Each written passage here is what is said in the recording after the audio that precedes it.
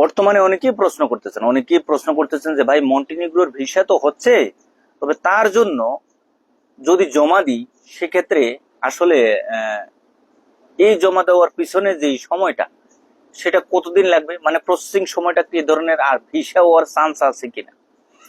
মূলত মন্টিনিগ্রোর জন্য আমাদের বাংলাদেশ থেকে কোথাও যাওয়ার প্রয়োজন নেই, মানে অথরাইজ করে ভিসাটা কিন্তু হয়ে যায়।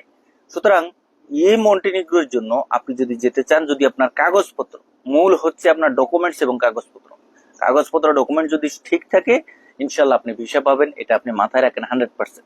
কিন্তু কাগজপত্র ডকুমেন্টস ভাই আপনার ঠিক নাই, আপনার কাগজপত্রের মাঝে জালিয়াতি, আপনার কাগজপত্রের মাঝে 2 নম্বরই কোনো কর্মকাণ্ড লুকিয়ে আছে, তাহলে আপনার ভিসাটা কিভাবে হবে, এই বিষয়টা আপনাকে বুঝতে হবে। এবং সাথে সাথে প্রসেসিং যে সময়টা সেটা হচ্ছে 6 থেকে 8 মাস, এর উপরে না। যদি আপনার সম্পূর্ণ ডকুমেন্টস গুলো ঠিক থাকে, সবকিছু ঠিক থাকে, আপনার 6 থেকে 8 মাসের মতো সময় লাগবে, এর বেশি না। ধন্যবাদ।